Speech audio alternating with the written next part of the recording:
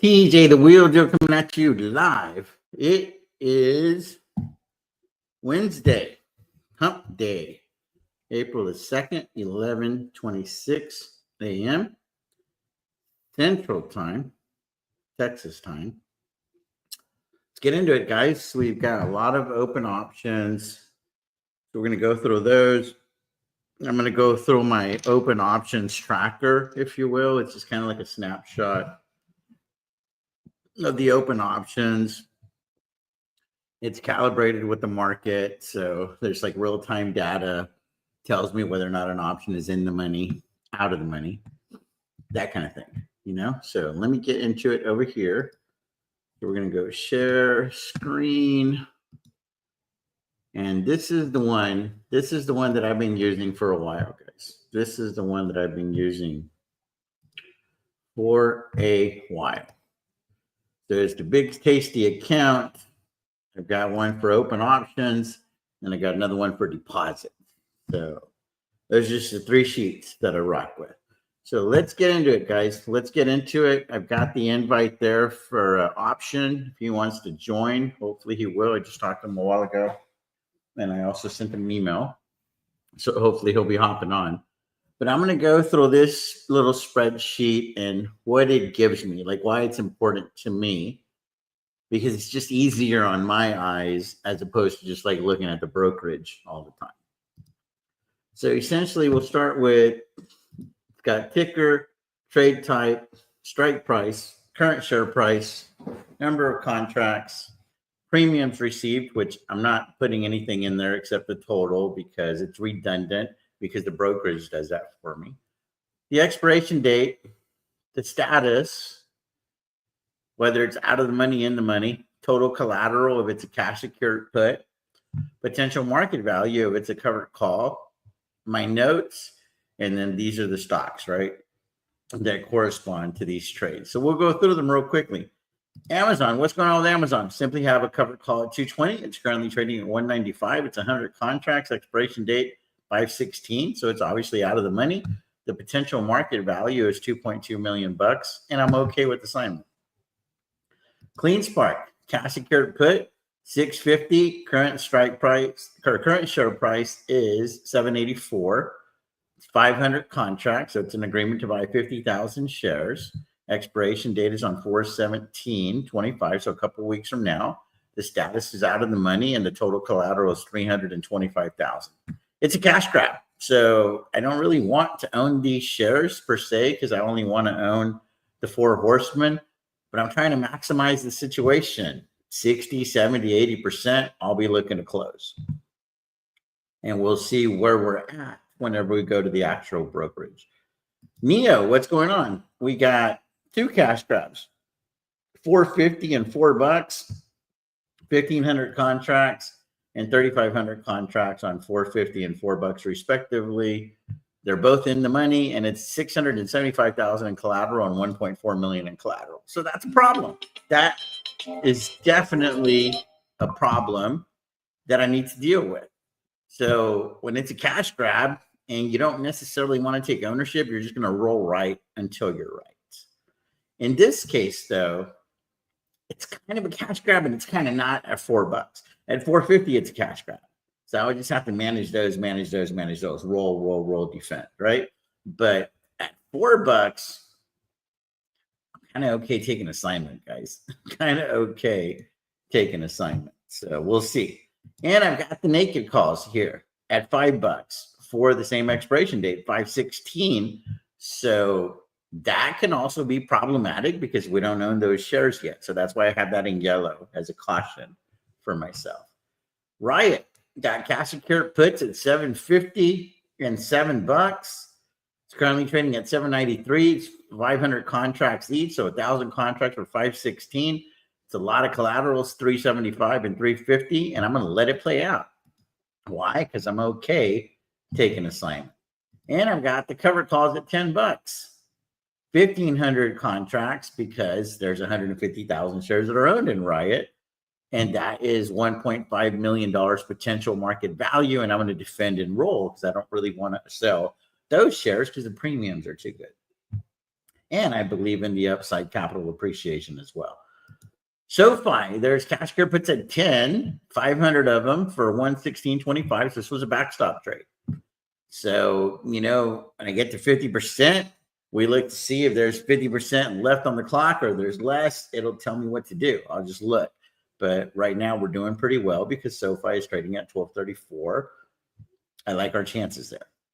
Then we have covered calls at 15 for 516. Guys, I just sold these yesterday and I'm okay with assignment. That would bring in 2.25 through the door, and I would just take that money and turn around and sell cash secure puts on it because I got the leaps as well. So the only thing that this doesn't account for are the 1,000 leaps that I have on SoFi. Soxel, cash secure puts at 15, 16, 17, 200 of them each. It's at 1642. So the 15s and 16s are out of the money. The 17s are in the money. And these are cash grabs. I'm just going to roll right until I'm right. Soxel covered calls, naked calls technically at 23, 24, and 25 for the same expiration date. So I have a little sweet spot there of 1701 to 2299. That's kind of what I've created there with that sweet spot. With NEO, I've got a little sweet spot of 451 to 499 because then you win both sides of those trades. So obviously don't own any shares of NEO, don't own any shares of SOXL. So I have to manage those accordingly. That's why I have those in yellow. Tesla, I took the 200 cash secure puts off because it was at like 77%. So it gave back like $5,000 in premiums.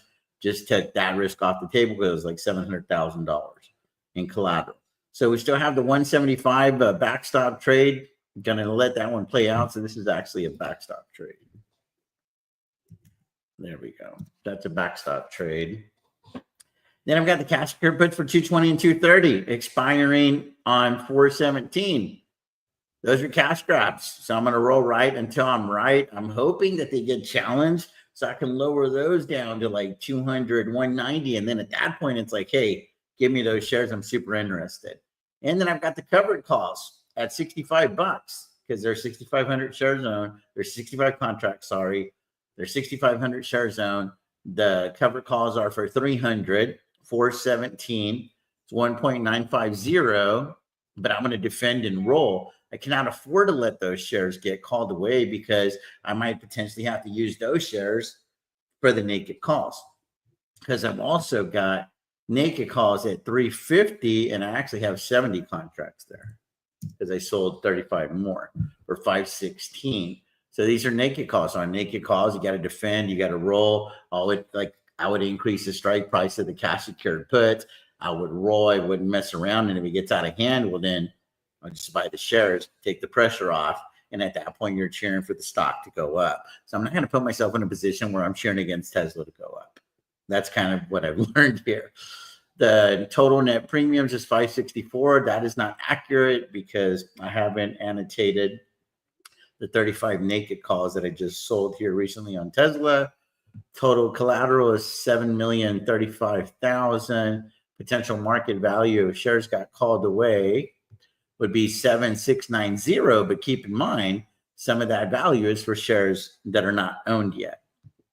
Puts in the money are 2,735, and that is no longer accurate either because SOXL is over 16. So now I got to adjust that one. And this is something where I could do like a little if-then formula to where if it sees the red numbers, it would just add them up. But I don't know how to do that yet. We'll go white and we'll get that going. So now the puts in the money are 2.415. So total net premiums is 564. Collateral is 7 million. Potential market value is 769. But we all know that that's tied to naked calls as well. And there's 3.946 in brokerage cash. That number is a little bit off as well, and so is the total premiums right now. So when we go to the brokerage, I will go back and pull that data and get more accurate information. So that's what's going on with that one. The other one that I use is this one here. It's just more generic. I have to manually go in there and say if it's out of the money and all that stuff. So people have asked me for this one. This one's way more generic. If there's one that I could try to get to you guys, it would be this one here because It's just a lot more robust. And then also on the open shares, I've got it to where it's like, okay, I got the shares, 150,000 shares at 744. It's currently trading at 1234. So the total money invested was 1.1. Current market value is 1.8. Open P&L is 734. On Tesla, so that's a red, that's now a black number because we're into black. So up 132,000 on Tesla, down 72,000 on Amazon, and down 89,000 on Riot. Collectively, up 706,000 for the share on the shares. So that's how I keep track of that as well. So anyway, let me check in with you guys. Let me send a text over to Option to see if he's going to join or not. I'm live if you want to hop on. There we go. So that is what's going on in a nutshell. Let me catch up with you guys. What's going on? Buy low, sell high. What's going on? Midwest, appreciate you. George, what's going on? Drew Nation, how are you, Midwest? What's going on? Manesh, what is going on? Rich, Mike K, Vic, what's going on? I hope you're doing well. Doing good. George is trying to get this toddler right on. Jill O, how are you? How is everybody doing? How is everybody doing? Now what I want to do is I want to stop the screen. I'm going to present, share the screen. And now I'm going to go into the entire screen, kaleidoscope action. And now let's see what the brokerage has to say. I appreciate, the 57 people rocking with me live here on YouTube, the 535 people or so that have seen the link on X. I appreciate each and every one of you guys that could do me a favor and smash the like, subscribe if you haven't already done so. I don't ask y'all to do that kind of stuff all the time, but eventually we can get the subscribers up. I can get a few more members. I'm going to turn off the commercials. And now we can say whatever the hell we want because we wouldn't be monetized at that point. So that's the thing. So we get up to 400 members. And provided I can handle that schedule, right, with the FaceTimes and whatnot, then I'm looking at turning off the advertising at the monetization on YouTube because it's a couple $100 a month, so it's annoying to watch all of those commercials. Anyway, so what's going on with the portfolio? Well, cool, 235,000 a day. The middle account is up 17, and the little account is up 1,400. So we'll focus on the big one, and then we'll go to the medium and then the small one. So what is going on with the big one? So Amazon, it's just what it says, right? It's just what it said on the tracker. There's 10,000 shares, owned at 203.15, 195.73. So up for the day, but down collectively. And there's been a drawdown for the year. CleanSpark, it's a cash grab on CleanSpark, up 53% already. I'm thinking I really like CleanSpark at 650, so I'm not quite ready to just give back $6,000 in premium. I'm thinking I want to collect another 2 or 3, 4 days of theta decay. Let's see a 70% on there, and then I'll take that risk off the table. That's kind of how I'm looking at CleanSpark. NEO is a little bit different. Cash secure puts at $4, 3,500 of those. Cash secure puts at $450, 1,500 of those, and then I've got the naked calls, 5,000 of those at $5, up 27% on the naked calls, and there's rolls involved with these as well on the cash secured puts. So doing okay. I think we'll manufacture the win there. They just replaced the CEO of Onvo, or the CEO of Onvo resigned with NEO, which is their little off-brand, because he just overshot it on the deliveries and stuff. So we'll see what happens. We'll see what happens there. Riot, what's going on with Riot? There's 150,000 shares. There's 500 cash secured puts at 7, 500 cash secured puts at 750. Kind of letting it play out. I'm up 61% at $7, up 21% at 750, 15 days out. And then there's the covered calls at $10. Not having a good day there because obviously Riot is up, but still up 67% on those. So I'm monitoring those. I get to 80% or so, probably just okay taking that upside risk off the table. that way I don't have to like buy the leaps yet, because what I would be doing here on top of just rolling these covered calls, because I want to get in a situation that Riot goes on a heater and I'm just rolling and rolling and rolling and rolling. I'd rather just buy like, at least 500 leaps, maybe even 1,000 leaps on Riot and enjoy the upside there. But I'm trying not to spend that money right now. SoFi, what's going on with SoFi? There's 150,000 shares. You guys can see that we're up a lot on the shares, 65%. I'll highlight it right there so you can see the one I'm talking about. And I'll make this just slightly bigger. Then we've got the 1,500 covered calls for 516. I just sold these yesterday, guys. Collected about $54,000. Down on those a little bit today because SoFi is going up to the right. You're welcome. Got 500 cash secured puts, backstop trade for January of 2026. Been in that trade for 2 days only, doing pretty well on it already, right? 14,500 or 17%. And then there's also the 500 leaps for June the 18th of 2026. Paid 257. They're currently worth 274. So up 6% on the leaps, or 16,500 in total. So y'all see how that SoFi position is set up a lot better than the Riot position, because these are both shares that I don't necessarily want to sell, those or Tesla. The only ones I'm really, really okay selling is Amazon. But I don't have the leaps yet on Riot. So it's one of those things, right? I'm just trying to like not have to do that and just manage the cover calls more effectively so I can save that money. Soxel, what's going on with Soxel? There's cash secured puts at 15, 16, and 17.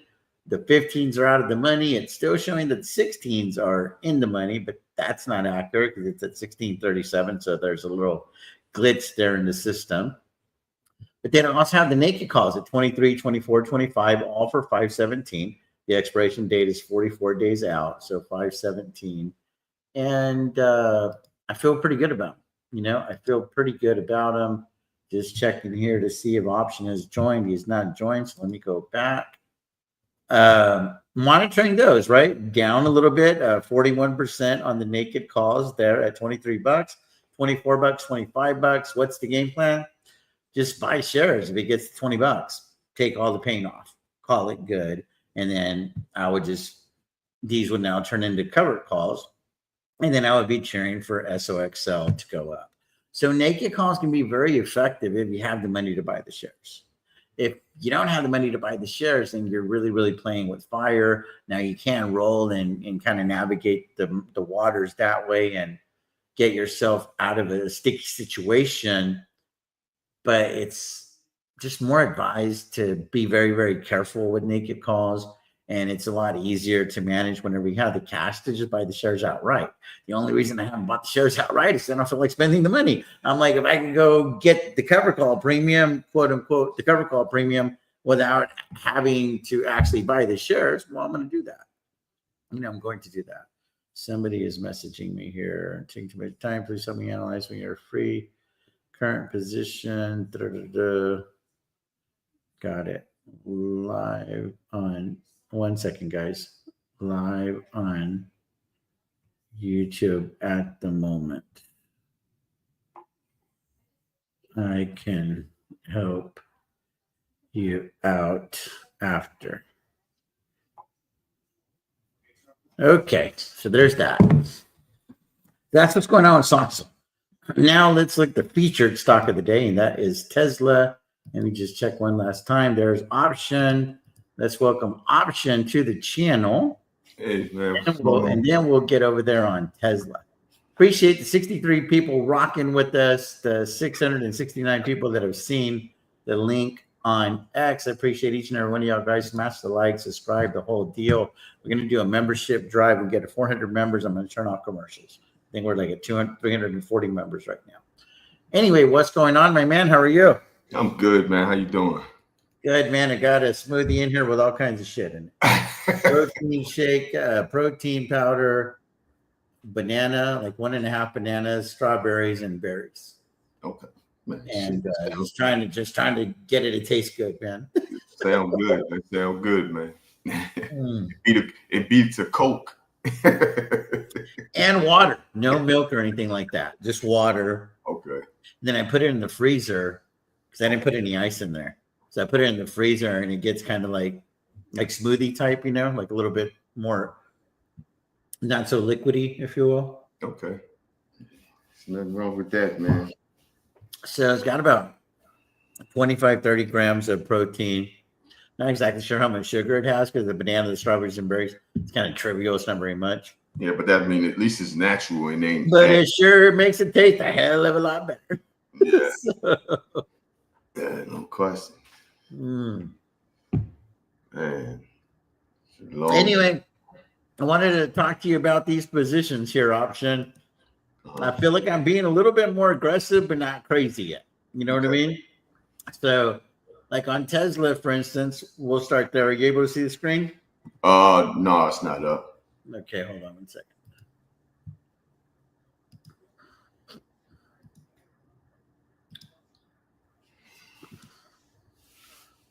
Able to see the screen? Yeah. Okay, awesome. So on Tesla, there's 6,500 shares in, right? Mm-hmm. And obviously, you know how to read the Tasty Trade platform. There's 220 cash secured puts at, 35 cash secured puts at 220. This is for the 417 cycle. There's 35 cash secured puts at 230 for the 417 cycle.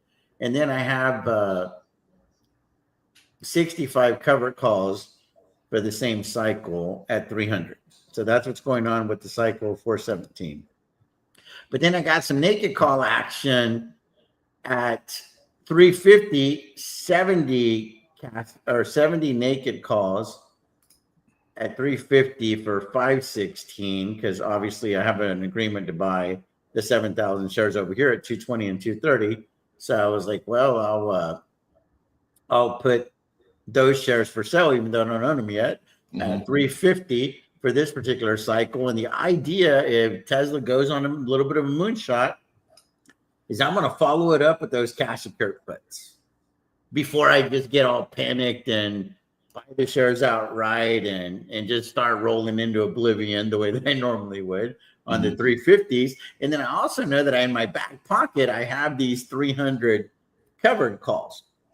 So I could technically use these covered calls and these shares to make good on those leaps, right? On those naked calls. And then I could just keep rolling and rolling and rolling. And I feel like I could I'm going to be okay. I can manufacture the win. Worst case scenario, I could just buy the damn 7,000 shares of Tesla and call life good. And then I'm cheering for Tesla to go up and to the right and have my shares called away. So that's kind of how I'm playing it.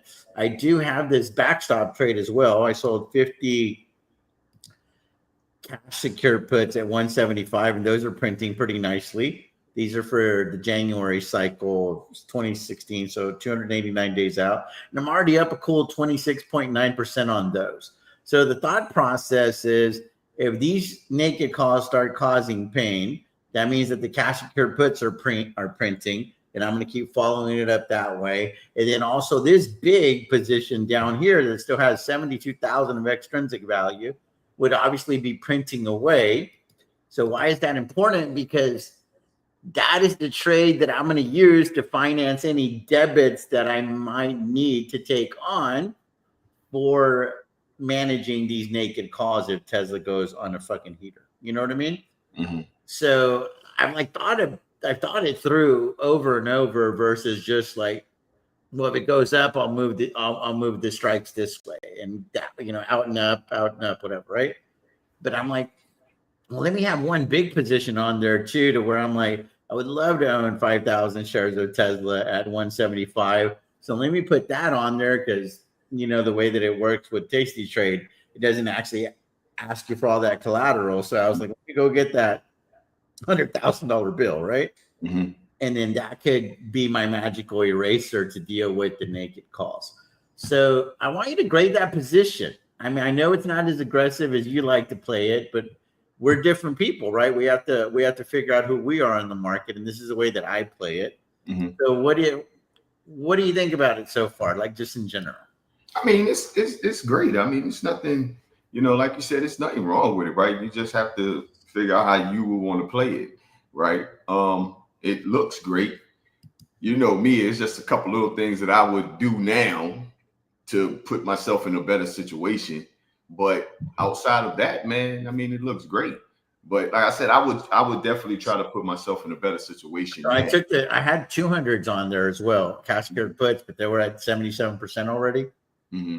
I could have left them on. I'd be up at like 85% now. But I was like, dude, so there's only $5,000 of meat on the bone and it's $700,000 of risk Mm-hmm. that I have to manage, right? And but it's like, well, it's at 200. I have the cash script at 220, 230. Doesn't make sense to take the 200s out. And I'm like, yeah, but there's only 5,000 of meat left on the bone. And why do I want to have to babysit $700,000 in collateral? So I took that off. So look, so pull it up. Let's look at it. This is one thing I would do. I mean, just an idea. Yeah, of course. I mean, I'm showing you how I'm managing it. And now what I want to do is I want to show the audience how you would manage it, right? That way, people, is it on there or no? Yes, sir. Yes, sir. Okay, go ahead. Talk to me. I mean, like everything you got is perfect. The way you got it strategized and set up is perfect. And the only thing I would do is with the 215 days, the 220 and the 230. These guys right here that I'm up already. I didn't realize I was up 52% already. Wow. Okay. I will roll those to the 44-day. Yeah, so you'd match it up. And I thought about doing that too. So this is the reason I hadn't done it. Mm-hmm. Is because I'm like, well, I'm winning that trade. Well, I don't want to give that extrinsic value up. But then I started thinking, this is why I wanted you on. But I was like, if it goes up too much, then I'm not going to get paid shit when I put it at the 44-day cycle, because now it's going to be further out of the money. You know what I mean? So there's like the gimme and the gotcha. The gimme is I got to swallow extrinsic value that I don't need to swallow. But then I'm picking up a lot more premium on the roll now versus if Tesla shoots over to 300. Yeah. I'm not going to pick up as much. So that's something I had thought of as well, but I wanted you on to make sure that I was watching the same movie from your lens of them. Yeah, you're going to add on to that extrinsic value when you roll because you're going to pick up an additional credit, but you're also locking in that win. So it's like the best of both worlds, right? So like just try it and see, get the visual of it. If you right click on it and then just go to the 44-day.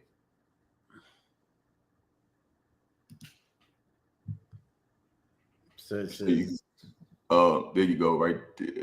Go up, go back. Yeah, this was there you go, right there. Here. So you're picking up an additional close to $5 per contract. It'll tell me right here. It'll tell me right here. So I go, let's just say right in the middle, right, give or take, something like that. I mean, it's pretty tight. I come back a little bit. I go up to $5. Just go at $5. There you go. Shit, I keep going. Yeah, so there you go. So I'm picking up a cool 17,000 just for adding more time to the clock. It's not bad. And I mean, just in case, because with all this news going on, shit's inflated. At least you got more time, less gamma risk. So now in this position, you dropping your gamma risk because you got 15 days. That's correct. And then I'm also picking up more credits that I can use to navigate the naked calls. And then you locked in that 52% winner. Yeah. I mean, yeah. No, I hear you. It's kind of a no-brainer if you think about it. So I hit send, so we'll see what happens. So then there's also the 230? This guy. Hello. You got feel for $5. Tasty already working, baby. Tasty already working. So then they got the 230. I can find it right here. This guy right here. Right click. Boom, and I'm staying at 230. On that one. That's perfect. That's 615. Leave it right there. 616. Another 21,000 in credit just for adding time. And look at that. It's not reducing my buying power by much. Pretty crazy. There we go. It's perfect, man. And now let's look at it. Now it all really makes sense. So I still got the covered call for the 6,500 shares that expires in 15 short days. Then I've thought about shooting this one over too, even though it's out of the money. You can. Yeah. And then I've got the 220 puts, 230 puts for now the 44-day cycle. and that matches up with the naked calls at 350.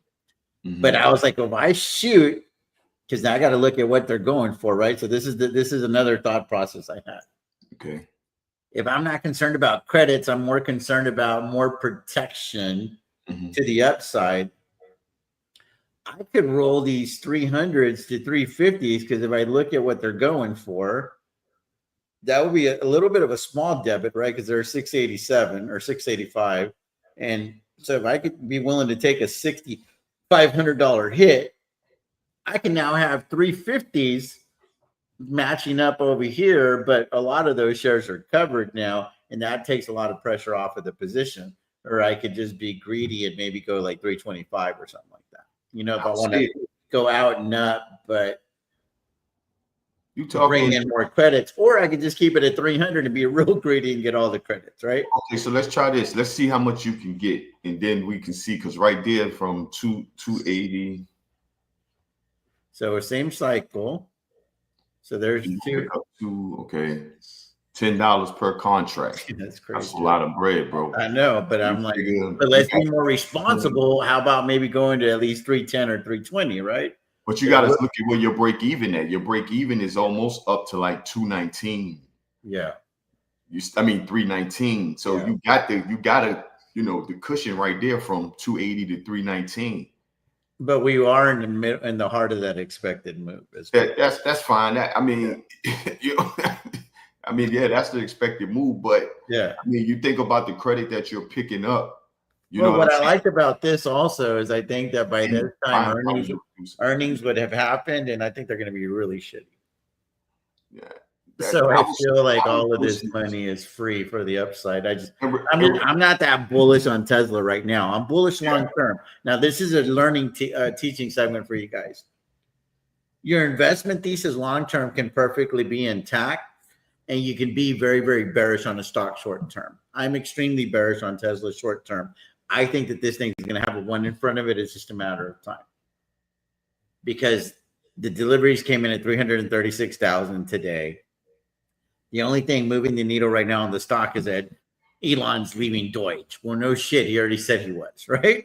So I'm like, is that really news? And then let's just not disregard the fact that Tesla, they were expecting 377 and 390,000 deliveries or something like that. And they came in at 336. So what's that about? You know what I mean? Like, there's a lot of people out there that aren't buying as many Teslas as they were before. That's just the fucking reality.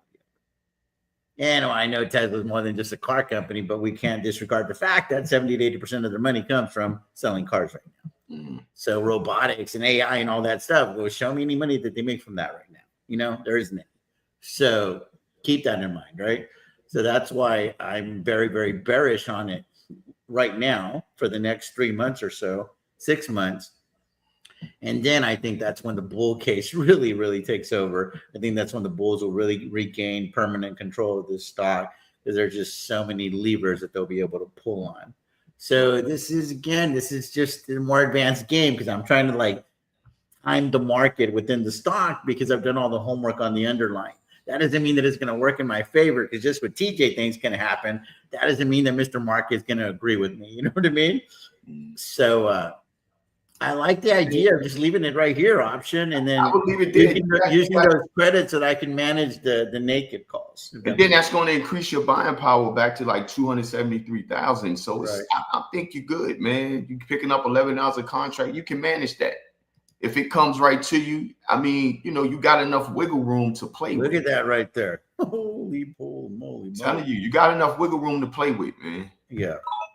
So I wouldn't, yeah. And then you got more time, so it's not going to just be doing crazy. You see what I'm saying? Well, you're eliminating the gamma. You're eliminating just the volatility, because we added more days to the contract, so the moves aren't going to be as violent. Because you got to keep in mind, when you're inside of 21 days, this is why Tasty Trades wants you to manage these things 21 days out.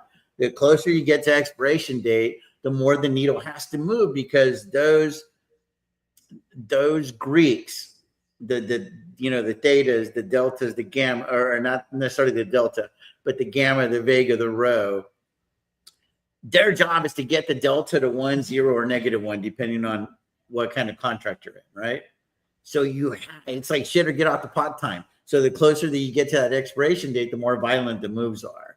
Yeah. And you're trying to stay away from that. You're trying to pick up that easy money. That's why I'm a firm believer in this notion that the first 50% of the contract is a lot easier to capture than the second 50%. Exactly. So it's like, why not just grab the 50 and get the hell out of there, right? That's kind of the tasty trade mentality in a nutshell. Would you like to add any of that option? Oh, no, that was perfect.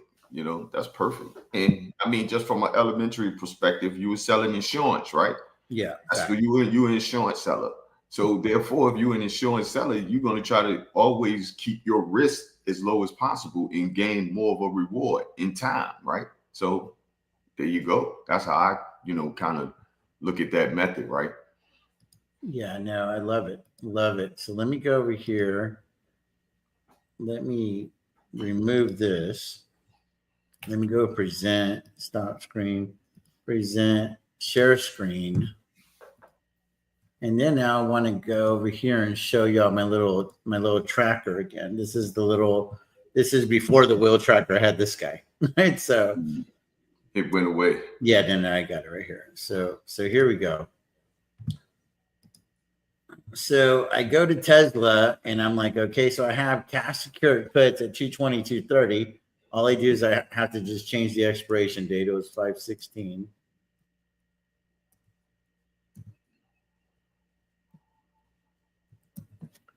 Then there was cash secured put at 230. So that's 5/16.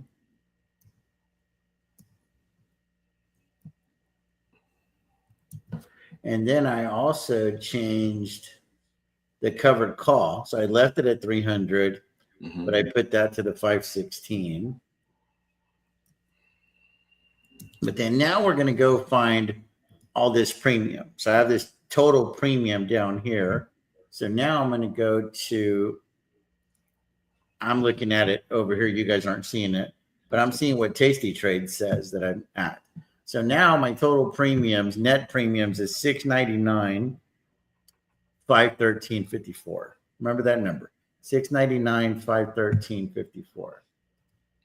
So I go here, $699, $513.54. And nothing's changed on the total collateral. So I've got essentially $7 million in collateral, 2.45 of which is in the money, which is NEO and the $17 cash secured puts on SOXL. I got my net naked calls accounted for over here. But now, like, this is the number that's really sticking out. I used $7 million in collateral to bring in $699,000 of premiums through the door. And that's also taking into account that I spent $257 or $257,000 on leaps on SoFi. So if you add 257 to that, my goodness, $699 plus $699 plus 257, $956,000 in premiums collected option. Yeah. And if you think about that, that's $699 since March the 12th. Yeah, and that $699 is for 44 days. That's right? What I'm saying, dude. That is what I'm saying. Now, keep in mind, that's not all true because there's cash secured puts for January. Oh, you talk, okay. I think that was just Tesla. On SoFi and Tesla, but that only used up about $500,000 in collateral to pick up a shitload of money. You follow me? So I'm like, dude, I'm trending. You know what I mean? I'm trending. And as I start taking this risk off the table, like Clean Spark, that 23.25 is going to come off the table. The Riots, the 750s and the 7s, those are going to come off the table. So we're talking about taking $1 million off the table here pretty quickly. Not going to take off the CSP on SoFi anytime soon because that one's for January. But here, probably within the next 15 to 20 days, might be a situation, even though there's a roll involved, if the market keeps going up a little bit, it's conceivable to think that these 15s can go off the table, or I can roll them for another cycle and bring in a shitload more credits, right? Mm-hmm. So there's a lot of money here that's gonna, or obligations, if you will, that's gonna come off the table. But I do have to try to keep them on if they're tied like SOXL, since it's tied to naked calls as well, right? Yeah. So how does that work, option? What's that? So whenever you have a naked call on Tasty Trade, Mm-hmm. do you have to have a cash secured put on as well, or you can just sell naked calls? Yeah, you can just sell a naked call if you wanted to. Okay, yeah, because these aren't that naked, right? If you think about it. Because I got the cash secured puts there that I can keep, and at some point I can put myself in a position to just take ownership, right? Mm-hmm. But so what you're saying is you just pick a stock that's oversold in your mind, or overbought in your mind. You could just sell naked calls on that damn thing if you wanted to. Yeah, if you want to. I mean, Not advised, as long as you can. as long as you're getting paid for that risk, right? Yeah, of course. Yeah. Yeah, but if you just wanted to go and say, okay, I just want to short Mara, you can just go sell it. And you don't have to sell no calls or no, I mean, you don't have to sell no, have no shares or no cash secured puts. What and also what do if you go back to that, My tracker? Yeah. Okay. What's the percentage that you're trying to take out of that $6.99 though? Yeah, it's a real good question, man. I'm shooting for 5% a month. Okay. So I'd like to capture 50 to 60% of that money. If it just depends on, obviously it's all situational, right? But like this Clean Spark one, obviously it wasn't like a lot of premiums. I can go back on this one real quick. Hold on. Let me go back here because then we have percentages on. Give me a second. So I go here, present, stop screen, present.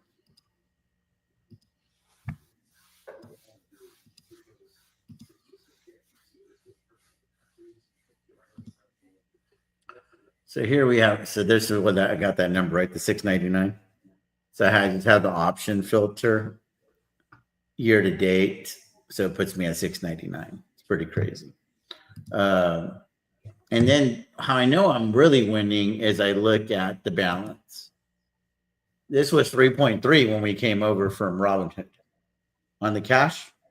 Mm-hmm. Now we had 4.1 almost. Mm-hmm. That's the metric, right? To me, all the other shit is bullshit. That's the metric. The metric, and I got that from Mr. Premium in the option. Shout out to Mr. Poto. That's the metric if you want to know whether or not you're winning when you're a premium seller. Is your brokerage cash climbing, or are you just kind of spinning your wheels because you keep taking ownership of shares and stuff, right? Mm-hmm. But if your brokerage cash is climbing and you keep winning trades, it's just a matter of time when you look up one day and you're like, holy shit, the balance has grown quite a bit on the overall net liquidation value, right? So that's the metric that I look at. And I'm like, I'm trying to get that. Yeah, that's what it's about. That's why you have to take profits when you take them, right? Right. So that's why I'm trying to get that at $5 million. That's the goal right now. I want to get $5 million. That's why I'm not in a hurry to own a bunch of other shares, right? So if I look at Amazon, those covered calls are a little bit underwater. And let's look at SoFi. Go to SoFi. And I'm okay with it because I'm okay having those shares called away. So SoFi, here we go. So look at the way SoFi is set up. So I got 150,000 shares, killing it on the shares. I've got the covered calls. I just sold these yesterday. So they're feeling some heat, but it's a 45, now it's a 44-day cycle.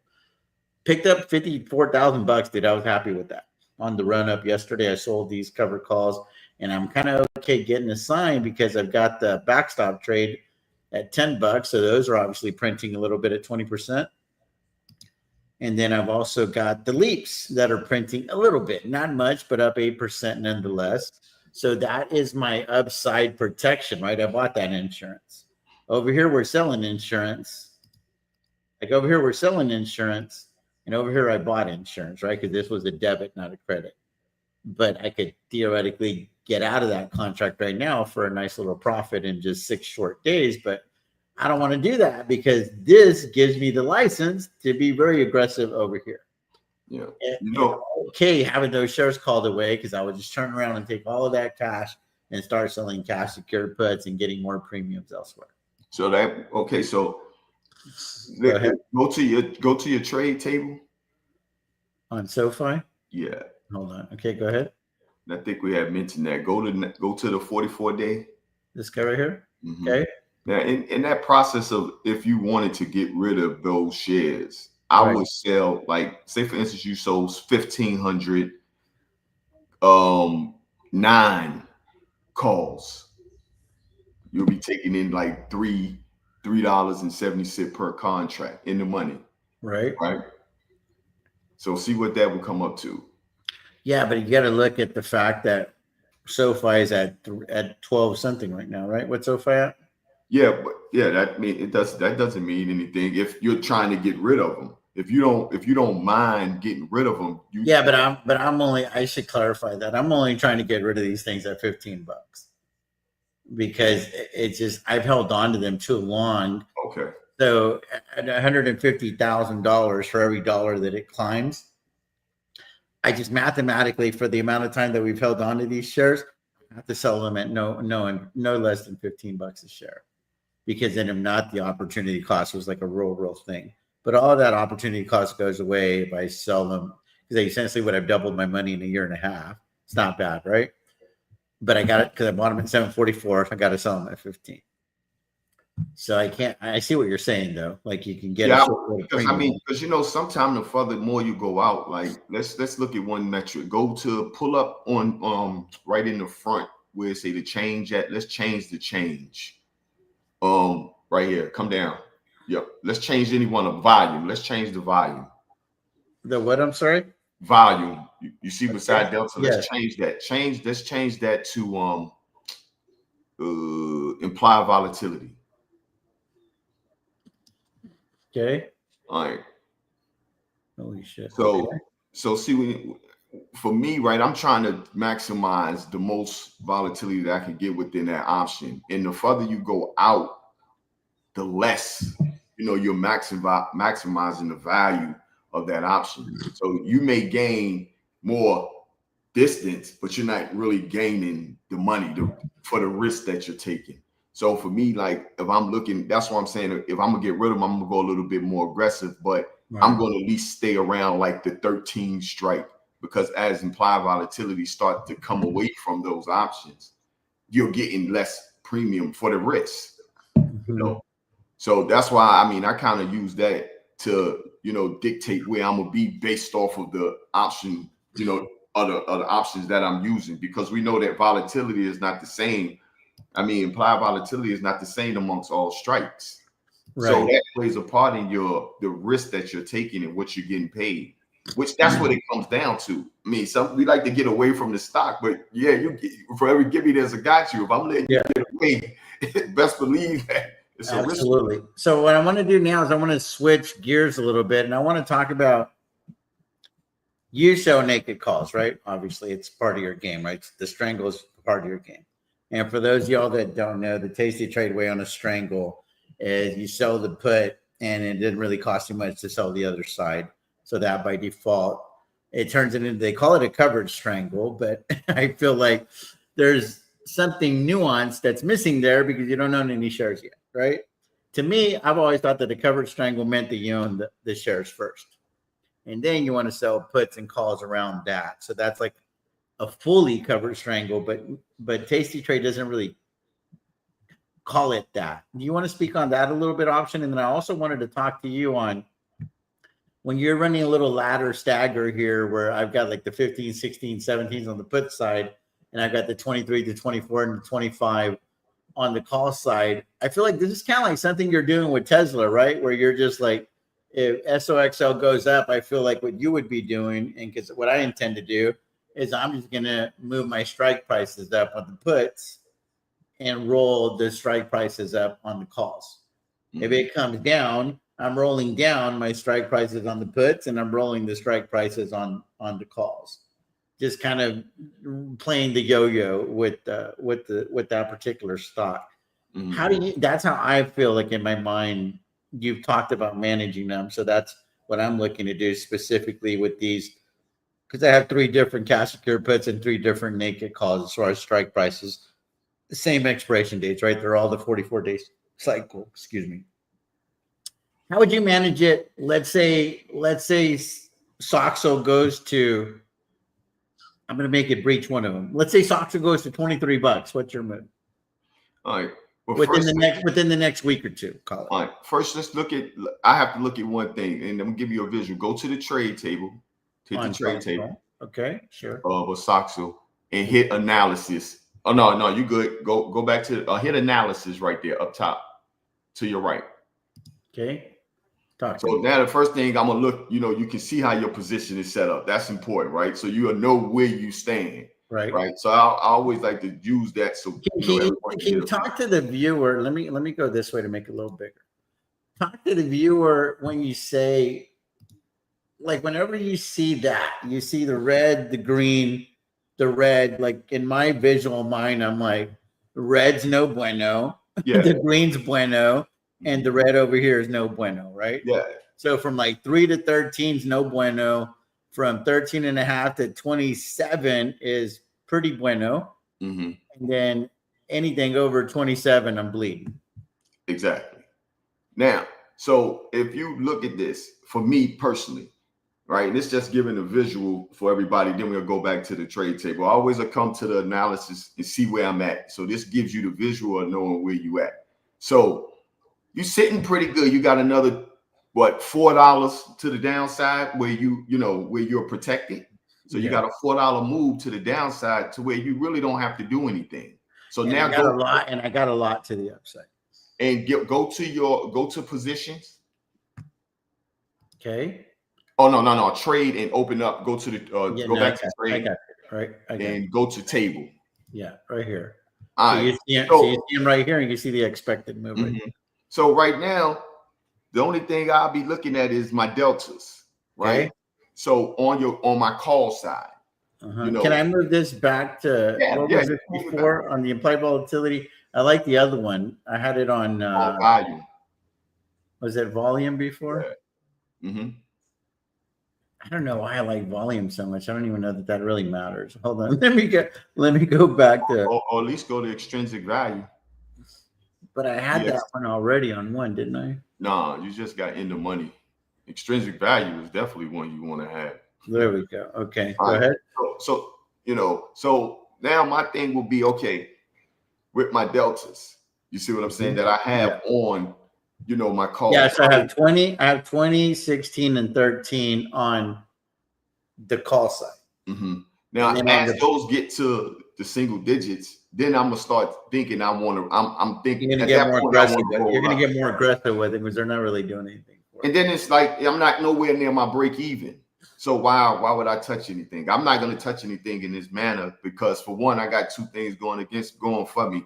With the IV being high, if I get any form of contraction in those options, then that helps, right? And I'm not at my break even, so I'm not doing anything. Right here, I feel like right here I'm in a holding pattern. Yeah. If anything, I'm kind of hoping. But I don't want it to happen real aggressively, but I'm kind of hoping that Soxo goes to like 18 and a half, because then now like I'm out of the money everywhere. Yeah. I created a real nice sweet spot there from 17.99 to 22.99. Yeah, I mean, you're in a good spot. It's a $4 move for the rest of this cycle. That's what it's saying. Over a $4 move remaining. You got $4 to the downside to your break even. You got up to the 21 strike. So how it's playing, it's falling right into your favor, right? So I wouldn't be doing nothing with that. Yeah, well, I feel like I don't have to do anything because I'm in a pretty decent spot. I mean, once this thing goes over 17, I'm out of the money all the way around, right? Exactly. Now let's look at Tesla, because you're in a trade with Tesla that you've been ping ponging for a while now, right? So I've got the 220 to 230 on the put side, and the 175 doesn't even count. It's way over there, right? I'm talking about for the 44-day cycle. Correct. I've got the 220 to 230, and then I've got the 300 and the 350s on the call side. So I've got a $70 sweet spot there, or $69.99. Okay, so now go to your So now I trade go to the table. trade table. Now let's look at the analysis, perhaps. Yep. So hold on. So unclick the table. It ain't coming. Open it up. Just open up the trade table. Open up. Oh, this guy right here? Yeah, open up like the expiration and then try to hit it. You see what happens. That's weird. All right, hold on. We get it. All right, do this. Go back to the position tab and highlight the 44 days, the 220, the 230. You can just highlight them. 1, 2, keep going. 3, 4. Right click. Go to analysis. All right, now pull out your side up there where the account is. Pull out that sidebar. Yep. And click on the 50 put down there. Checkbox at the bottom right there. Come down right there. Okay. All right. So without the shares, that's what your position look like. I normally like to work without the shares, right? Because we know we good with the position, right? So I take the shares out of the way and I see what. So what we're seeing a hell of a lot of green before things get ugly. So you got to break even down to like 175 up to 350, 345, 350, somewhere a little bit. Yeah. I mean, what is it to do, right? You just keep and this is what I'm saying. And the flags right there on literally all you have to do is when you get to 21 days, right? Just keep rolling it out, because what are you doing? You expanding that break even wider and wider and wider with every credit. And then eventually you're sitting on like 125 or so, like you're like $125 or $150 on something like Tesla. Mm-hmm. You've kind of used the volatility to your advantage to expand your break evens. Exactly. And then at that point, you're like, okay, something crazy has to happen. Like people need to start placing orders for the robot because there's rumors that that's going to happen soon, right? Mm-hmm. And then you're positioned for that. So you're positioned for that. And then if you do get that aggressive move up, right? Looking at this, roll those puts up. Then go get all those credits. Exactly. And then if you need to roll the call up, don't be afraid to even do it for a debit, because you just picked up a bunch of credits over there. Well, but at that point, once you bring in that break even up, you're going to still start expanding. And if you got to, then you restructure the whole trade, right? Yeah. So you use all of those credits that you accumulated in, and then you just restructure it. Boom. Yeah. You may say, okay, now you can, use about however much of the credit, $20, $30 of the credit, and say, okay, I want to sell the 265 in the 450. Yeah. You see what I'm saying? And you just follow it until you can get a contraction in the stock to stay still a little bit. Yeah, because once it chills out, that's when you're collecting all the theta. Shit is easy. I'm just saying, that's what we were playing for, guys. We were playing like, if it's all violent, cool, we'll just work with it. Mm-hmm. And then once it chills, then now you become a theta collector, and that's the game, right? That's what we're trying to do. That's all you know. Yeah. And that's why I say that, I be aggressive because I don't be aggressive depending on what I'm doing. You see what I'm saying? But in a stock like Tesla, you got to be aggressive because you want to be able to take in the money that comes with that. You see what I'm saying? With that aggressiveness, because it's going to help you moving forward if you run into a bind. Unlike, a stock that doesn't move, you're going to always be able to manage your way out of it. Right. So it goes. That look good right there. It's nothing to do with that. Yeah. No, but there is potentially something to do. What's that? Because I see 35 puts. Excuse me. My wife always knows. 1 second. What's up, baby?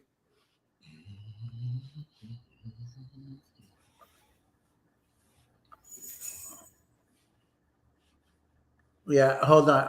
FaceTime me and I'll tell you. 1 second option. Hold on, baby. Let me mute my microphone. Give me a second.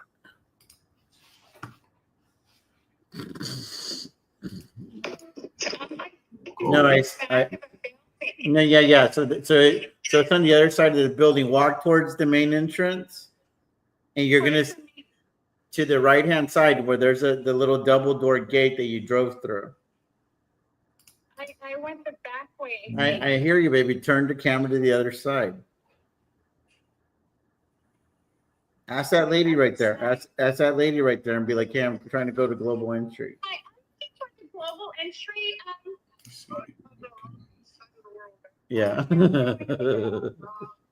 Okay, she's gonna show me. Okay, baby. Bye-bye.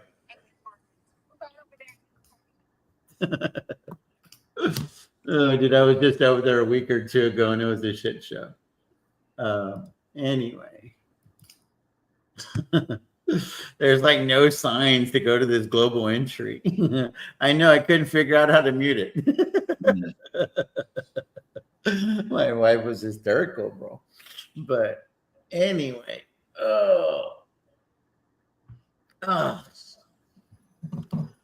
anyway, option. That's the game that I'm playing, and dude, I cannot thank you guys enough for encouraging me to make this migration over to Tasty Trade, because there's no way that I was going to be able to bring in over $800,000 in premiums during that time frame, and not $1 has been added to the account. I'm just saying. So let's go look at something, because you're like, oh, well, the fees. So let's talk about it, right? Let's talk about the fees for a second. Are you able to see that up there or no? Yeah. Okay. So now let's go over here to the fees. So 706,000 to 699. So you know that's fees, right? Mm-hmm. So my whole thing was that your computer? Yeah. That's me. Okay. I was like, what the hell did I push? So you say I don't see anything. Okay, hold on. Yeah. 1 second. Let me get. You see Kaleidoscope? Okay. Yeah. See that? Mm-hmm. 706,699. Mm-hmm. So there's about $7,000 in fees there. To me, that's a real small price to pay for an extra, what I feel is about $350,000 to $400,000 in premiums that I was able to bring through the door, because I have all these tools at my disposal. I'm just, you know what I'm saying? I'm just saying, just apples to apples, right? Yeah, and I mean, then you're not really paying that much over 10 contracts. Yeah. I mean, it's not no fees, man. But I'm saying, but people get hung up on that. That's what I'm saying. Yeah, where else? I mean, I'm trying to figure just where else you're not going to pay no fees. I mean, Right. You may think you're not paying none because that's what I'm saying. That's what I'm saying. So Robinhood is free, right? Technically, it's 3 cents a contract. Their little regulatory fee, 4 cents, I think. But here you're going to get price improvements. They ain't giving me the ability to make all this other money, though. Yeah, you get price improvements. You get better bid-ask spreads. I mean, it's a whole lot of other things that you get all these other tools. Like, I don't even need the tracker that much anymore, because these guys know how to add and subtract. Imagine that. So here's the other thing, though. I'm surprised you haven't said, well, hey, you sold the 220s to 230s and you got the naked calls on the 70s. What about the 50, 175? Because there's another 50 calls that you can be selling over here by running the PMCC on Tesla. I'm back on Tesla. Mm-hmm. But where you talking about? That hasn't stood out to you right here, that those cash secure puts are just running free nilly, and I'm not, quote unquote, selling the other side. Well, I mean, you the reason why I wouldn't think about that is because I'm sure you're not going to sell a poor man's cover. I mean, a call out in 244 days. No. But I mean, I could, hold on. I could sell. Yeah, you in something else now. No. Give me a second. Elijah, Torrey Pines. Dude, I don't know if we cancel. I had a California trip. Mm-hmm.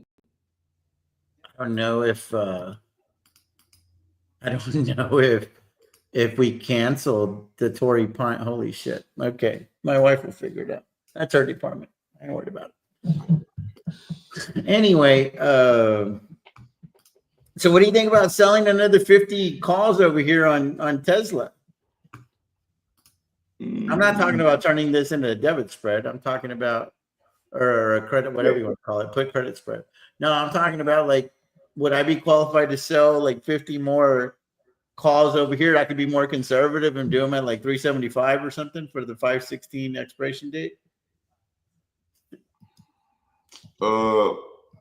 Okay, go to the trade table. And you said go to the 44-day. Well, this is where I'm at, right? So I have these are the calls, right? I've got them You're at talking 300. about, yeah. All right. So if I was to do that, I wouldn't do it in the form of just selling it naked. I would then probably do like a spread, right? Just in case it blows. Okay, like a put credit spread. Is that what you're saying? Yeah, a call credit spread. I don't like them. I mean, it's not selling a naked call though. That gives you more protection if of course, because if shit gets out of hand, your long call is printing, right? Because that's another thing that I haven't talked about. That if my strategy, if these naked calls got out of hand, instead of just buying shares, I could just buy calls against the short calls, and kind of like stop the bleeding right there, right? That could you can turn it into a defined risk strategy. You want to speak a little more intelligently on that, since this is more your game. But yeah, I mean, you can do a variety of things if you want to. Like, say for instance, like if you wanted to really kind of reduce your buying power and pick up 100 deltas, you can go to the, let's say for instance, come down, go back up. Like this is what I like doing. Go to the 80, go to the 225 and buy that 225 call. In the This money. is what I like doing. Buy the 225 call. And I like to do it in a shorter period of time. Hit the axe, yeah. Okay. And then come right beside that and sell the 225 bid on the put side. That's almost like synthetic 100 shares right there. Right. Okay. You know, that's 98 delta. Scroll down. Scroll down. Boom. That's like 100 deltas you just picked up for 10 grand. So if you get the up move, hit your analysis page because it has little extrinsic value. Hit the analysis. All right, take off everything but the two that's checked. So hit the top, hit the box all the way at the top, where it say quality. Click that, click it again, and then just click on the first two. And look at that position. Go back to the analysis page. Oh shit! Oh damn, that shit ain't work. Hold on. How did we do it last time? There, go to trade. It is on there. No, go to position. Go to position.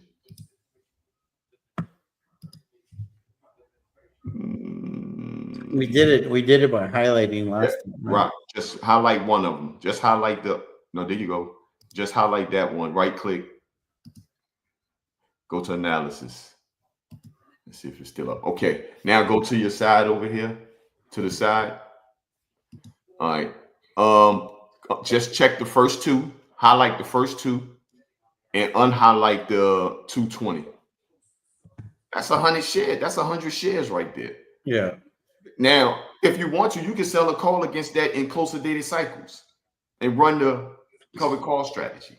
Yeah. But look how much you're paying for that, and you're not picking up shares. That's 10 grand versus 23 grand, yeah, or 27 grand. Yeah, 28. It's going for 28,000. So look how much you cut over 18 grand, and you can just run the poor man covered call strategy. You can add on how many contracts you want to add on. So I mean, you know, it's ways to kind of manipulate it. So that's why I'm like, if you got those 50, and you want to sell against those 50.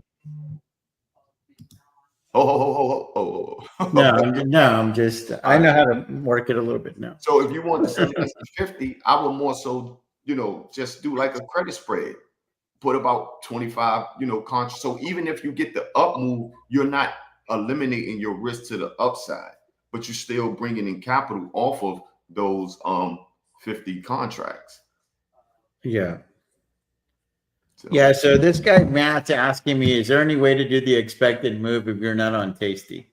let me deal with this real quick, because this is one of the main reasons I wanted to move to Tasty, because I have spent so much time, guys. I have spent, I don't know what happened here. I don't know why we turned orange all of a sudden, or purple. I've spent a lot of time calculating expected move.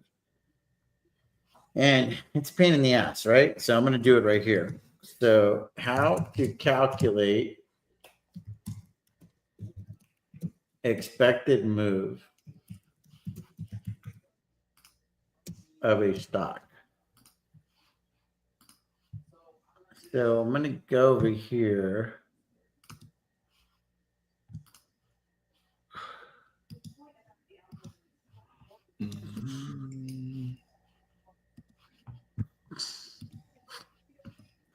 You guys see that? Hold on. I don't know what happened. Oh, shit.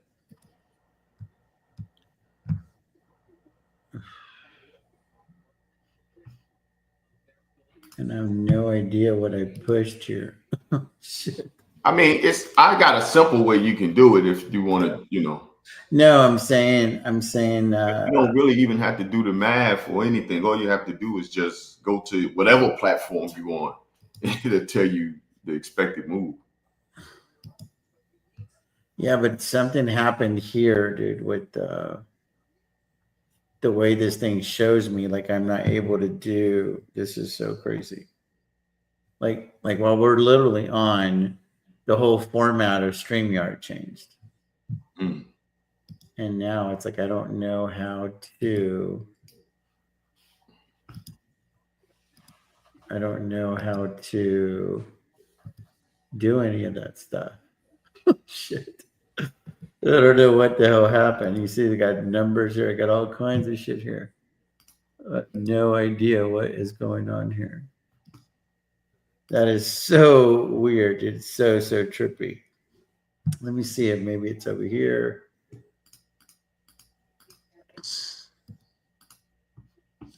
I don't know what happened, man. It feels like somebody hacked it. Like I'm not able to show screens or anything now on this thing, dude. Who knows? That is so weird. How to calculate, view StreamYard. Yeah. I don't know what happened, dude. I have no idea what happened. Might have to just reset, come back out. No, dude, they totally changed this whole layout, and I just can't figure it out. That is so crazy.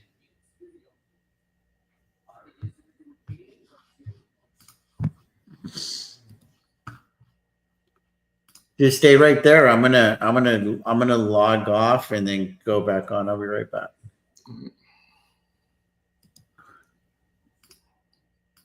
Dang, gold is just going retarded, bro.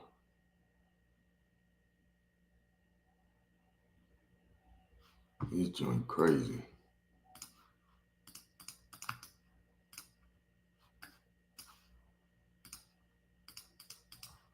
There we go. Much better. Okay, so share screen. So Tasty Trade has a couple of different ways of doing it, right? So the way that I used to do it is to calculate a stock's expected move, you can use the following formula. Expected move equals stock price times implied volatility times the square root of time until expiration divided by 365. Here's a more detailed explanation. The current price of the stock, implied volatility, this reflects the market's expectation of future volatility. Time until expiration, the number of days until the option's expiry date, 365. This represents the number of days in a year. Example. Let's say stock is trading at 100 and has an implied volatility of 20%, and the option has 30 days until expiration. Time until expiration is divided by 365. You got the 30 divided by 365 equals 0.082. Square root of time until expiration divided by 365. So the square root of 0.082 equals 0.286. Come on. Expected move is $5.72. Bro. Right there. Hold up. Go back. I just saw it. This is all you have to do. I just seen it. Where is it? alternative method using at the money straddle. Boom, go pull up. Yeah, but Tasty Trades has done a video on this saying that that's not that accurate. But hold on, look. Yeah, I'm just saying I've seen the video with Tom Sosnoff. I can pull it up. But they're talking about it. It's all theoretical anyway, right? Yeah. It's all theoretical anyway, right? So if you go to the 30-day and you buy the 2 calls, then you can look at it. It's not that far off. It's not that far off. Expected move, right? Mm-hmm. I'm gonna point out to the video because they just did this video, dude, and I just happened to catch it. So I'm gonna see if. But I can show it to you. I can literally show it to you. I know exactly what video you're talking about, but I can literally show it to you because it's implied volatility. This is the one right here. What market makers might not tell you about expected moves. Mm-hmm. And then there's a lady that is doing the video with him. I just saw it right here. Yeah, that's and then you can weight matters. The body pod lets you easily understand what is the fastest way to reach your. All about expected moves. John, first line. Option prices provide an expected range for an underlying a given period. This is called the expected move. We've been, I don't know. Okay, pause it 1 second. Yeah. I will put that in the link so everybody can watch it. Well, I'm gonna try to do that. I just don't know how to do it. Oh. let me see if I can figure that out. Because that's a 10-minute video. Where, right here, maybe, or no? Share, or can you go to share? Yeah, share. Okay. It'll allow for you to copy it, right? Yeah, copy that. Copy. There you go. And then I'm gonna put it in the chat. Mm-hmm. Now I'm gonna go right here. There's the video, guys. If y'all want to watch that. Boom. Hopefully now, if you go. Works. Hey, now let me go to the. Let me stop sharing here. Let me go to present, share screen, the entire screen.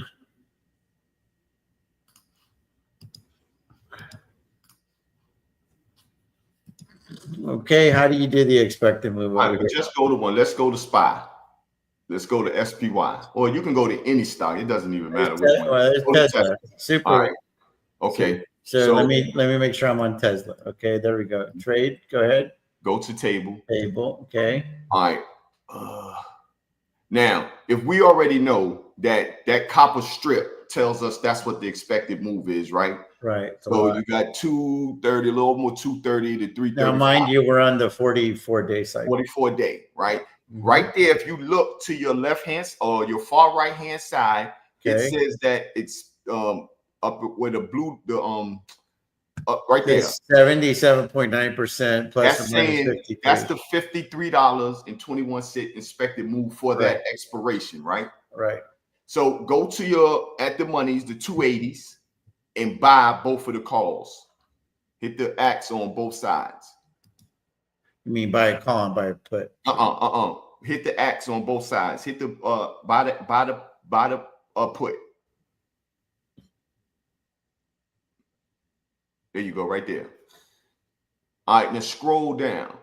Now you see, matter of fact, you don't even have to scroll anywhere. Look at that price right there. It says 55.87. You see that? Where the price at in the middle. Oh, yes. Okay. 55. Now it's all theoretically, yes, it's a couple points off, but it gives you that general idea of where you at, right? So that's your expected move right there. That's your expected move for that expiration. You're buying an at the money put and an at the money call. Exactly. You buy the straddle right at the money. Just what the when you had pulled it up on that the definition or giving you the definition. Yeah, that's okay, bro. And you can do that on any platform. I'm saying I have wasted a lot of my life. When I go back, if they ever let you look at your life, I've wasted at least 20 hours doing expected moves, and I was just over it. But that's it. And that's it's not a little cheat code. It's about 90% accurate. We'll take it, right? Yeah, I'll take that because it's it ain't expected moves. All that's just theoretical anyway. So it's like, okay, I work with that. all right, I got about a $50 plus expected move, and then I can position myself around that. And you can do that on any platform. Yeah. I like it. So let me let Matt know. You can buy a long put and long call at the money For the expiration that he or wanted. your desired expiration, right? Mm-hmm.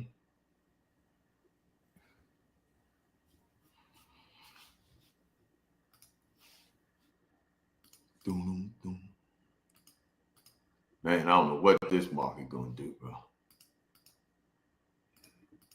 I'm gonna tell you.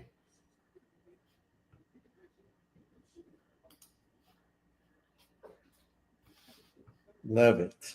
Mm-hmm. Very cool. Well, options super helpful, my man. Super helpful today.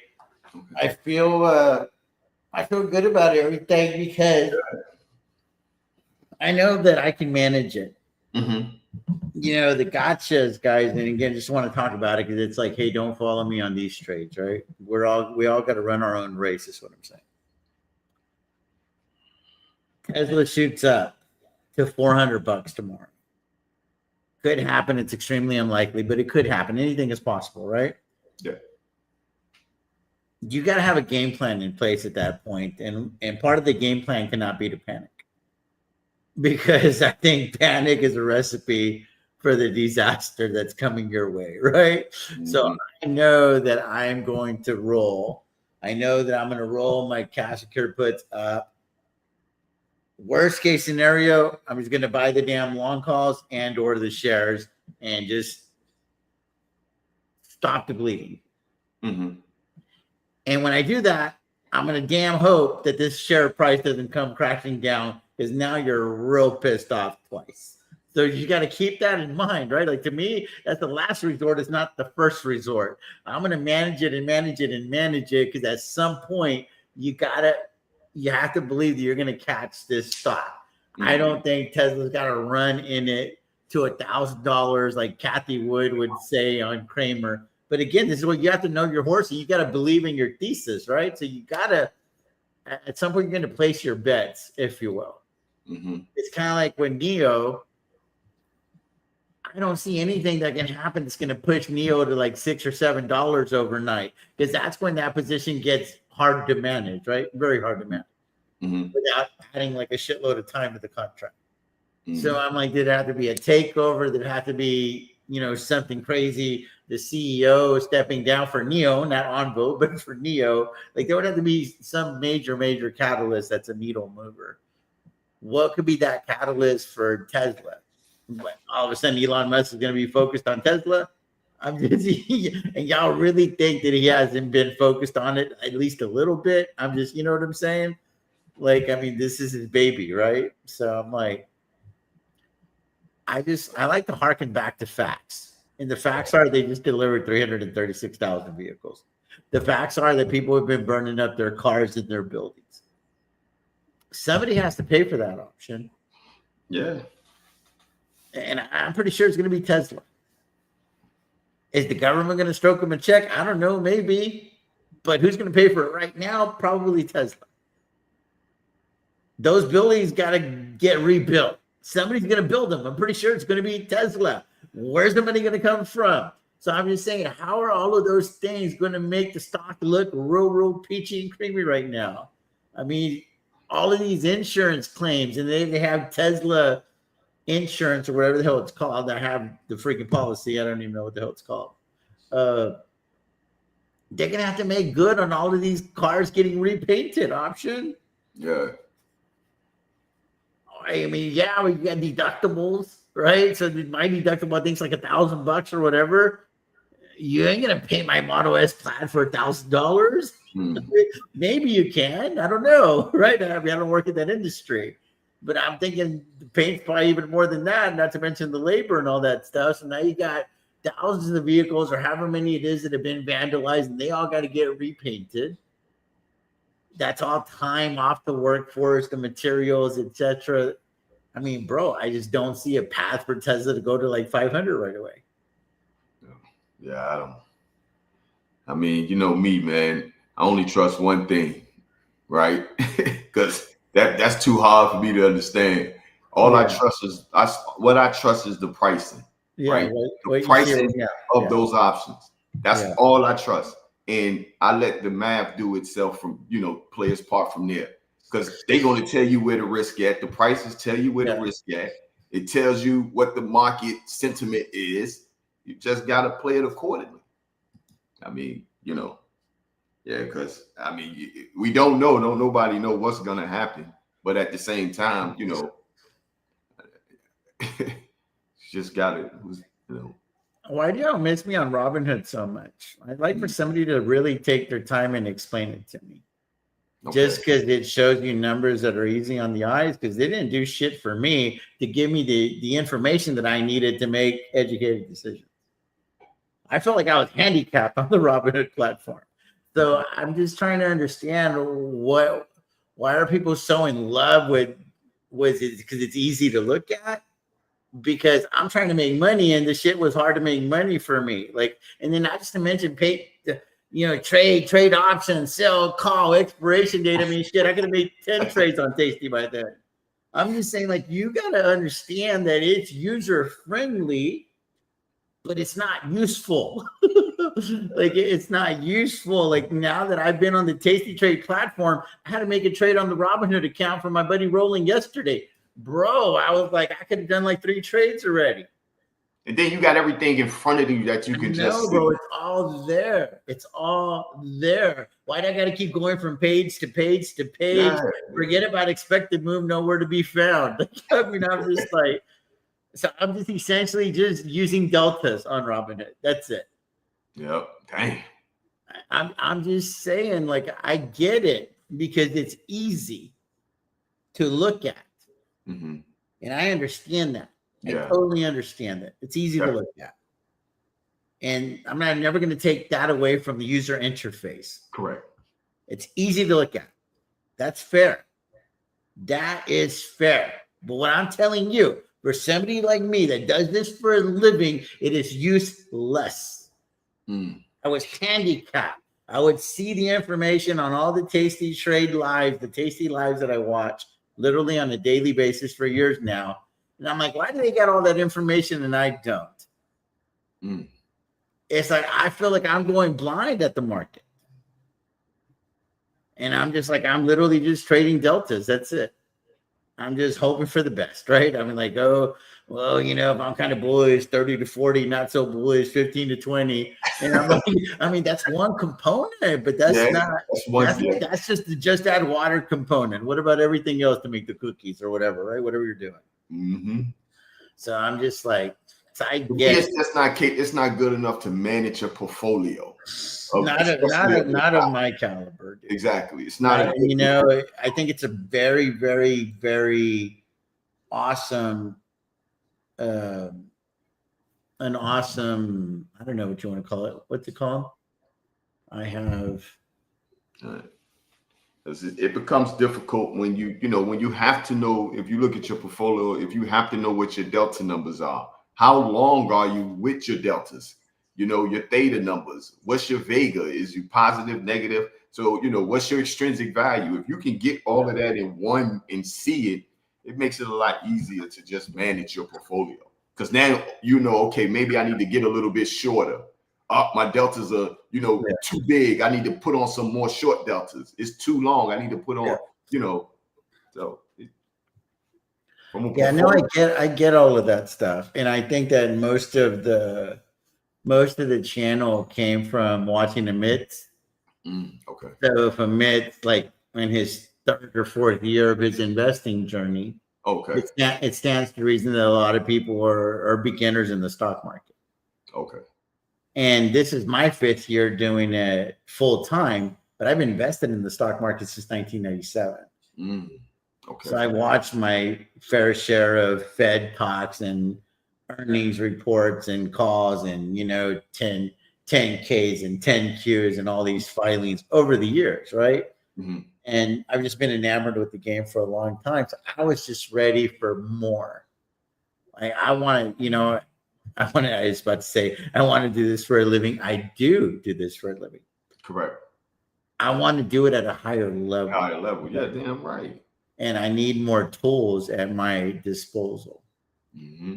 You know, and it's like, yeah, Robinhood's real easy to use while on the go or while at work. You just do quick trades, in my opinion. And I think that's the game. That, man. But I'm saying, but that's the gamification of it. Yeah. So it's just like, is ease of use more important to you than usefulness? Yeah. Like I will never make a trade off of my phone. You know, I've done it. No, but I'm saying that, but I'm able to do it on Tasty Trade as well. It just it took me a little while to like study it, and I'm like, okay, it's really not that difficult. But I prefer doing it over here because it also slows the game down for me. Mm-hmm. Whereas on Robinhood, it's so easy. I still have a Robinhood account here. Y'all think that I'm not on the fucking Robinhood platform completely? Y'all know who the fuck I am, right? Not to throw that line at you, but that can't stop me, bro. There's too much of this going on. Yeah. I'm just saying. So it's a little fucking $367. That's the play account now, right? Like that's the let me go fuck around and take a shit and make a trade, because that's what Robinhood was. Like Robinhood's like, oh, I want to go fucking get my fix. That's what it was. So I'm able to go get my fix over there if I'm on the go. But it's just, I can't manage the portfolios of this caliber on there effectively because I just don't have all the tools at my disposal. You know what I mean? Mm-hmm. And it's like, I want to do this at a much higher level. I want to get to one day $100 million, $250 million. Am I really going to be able to do that on Robinhood? Like, I'd have to really learn Legend and what's going on with Legend, because they got some shit going on in Legend, right? Like, I saw that roll out, I don't know, 6 months, a year ago, whatever it was. Looked real cool. But that doesn't even compare to Thinkorswim or Charles Schwab or Fidelity or Tasty Trade or Morgan Stanley, bro. Like, they're just, the real serious investors are still on those platforms. And in order for Robinhood to get that caliber of an investor or a trader, if you will, not an investor, but a trader, they just need more tools. This fucking delivering money to your doorstep is not going to cut it. I'm saying you need to have more tools on there. Can you sell futures on there? They recently introduced that. No, okay. Or they're rolling it out, I should say, because I'm not on the platform. I mean, this is literally the trade while you take a shit account. Okay. I just left it there because I knew they couldn't touch it because it's under something totally different. Got it. Okay. So I'm just like, okay, cool. Good luck trying to find me. It's like that Catch Me If You Can, the ghost thing, the Leonardo DiCaprio. But it's just that. It was just that. It was I can make the trade real fast and be done. But I'm not looking for quantity of ease. I'm not looking for ease. Exactly. I'm not looking for quantity. I want some quality trades. Like, haven't y'all caught on? Like, look at how clean. Is that on there or no? It's not on there. No, it's nothing up there. Okay, yeah. So have you guys not caught on to the shift that I have made? By the way, no Wheelers tonight. Kristen just said that we're going to go out to dinner. Y'all see how clean that is? 1, 2, 3, 4, 5, 6, 7. Excuse me. Baby, I'm still live on YouTube. Mm-hmm. Yeah, I'm almost done. Right. Still? That's what she said. So what I'm saying is I only got the one trade there. I got one trade there. I got, 3 trades there. 3 trades there. 3 trades there. This one looks real busy, but it's just 3 cash secure puts and 3 calls. And then this one looks real busy, but it's just, 3 cash secured puts and 2 calls. And then so if I had to leap.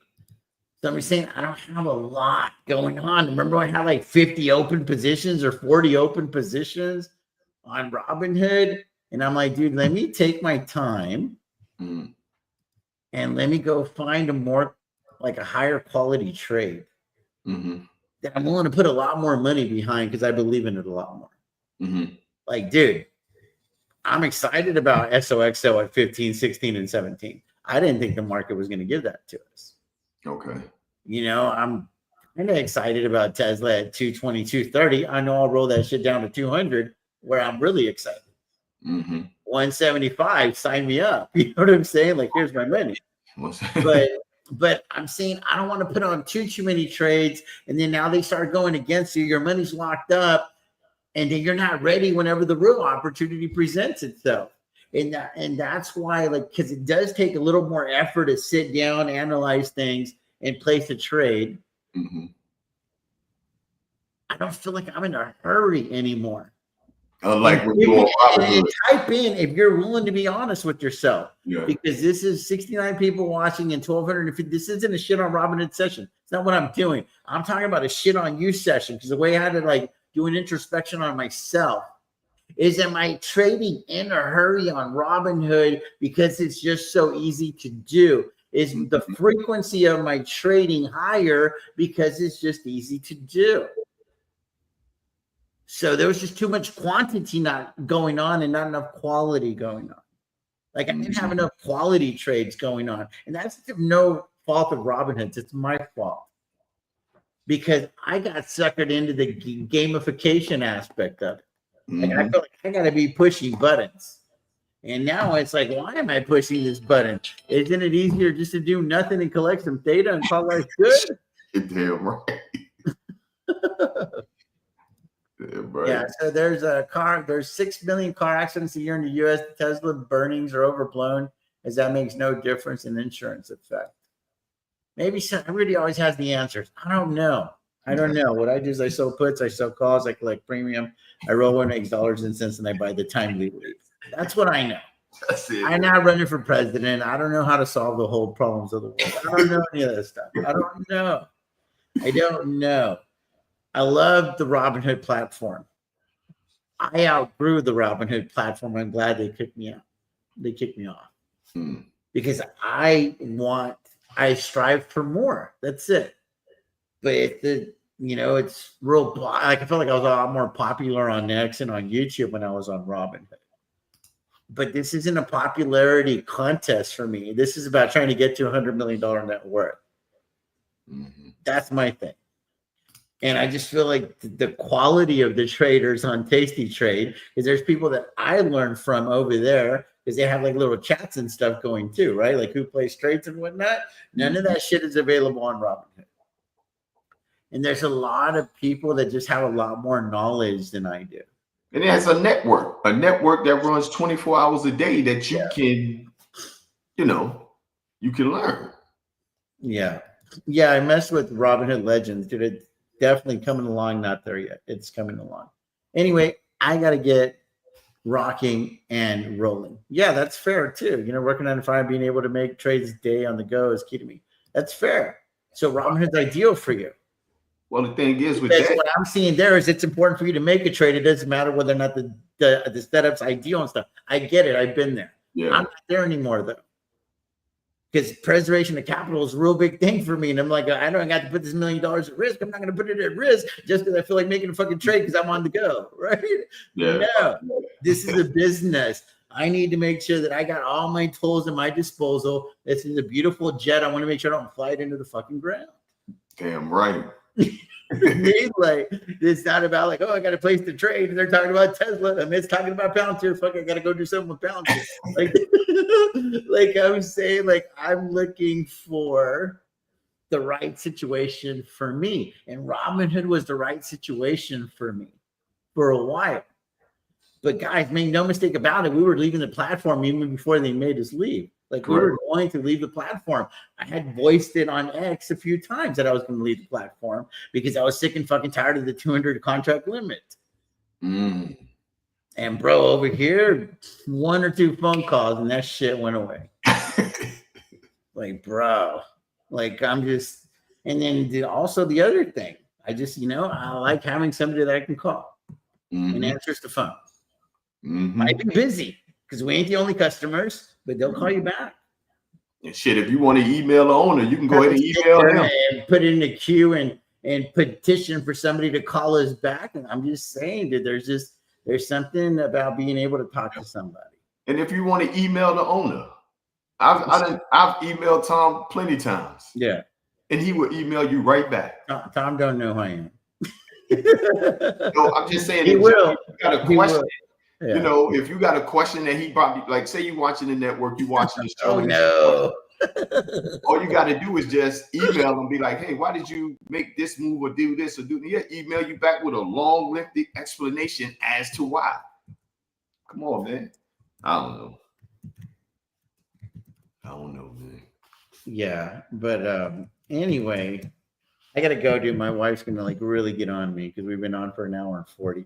No Wheelers tonight, guys. My wife wants to go out there and do date night, so we'll see. We'll see if I can do it again next week. I think we'll have more information because some of these trades will be further along. Yeah. And then we'll kind of go from there. Anyway, Option, I appreciate you as always, brother. TJ the Wheel Deal signing off as always. May your sky stay blue, stock screen. Peace out. God bless you guys. All right.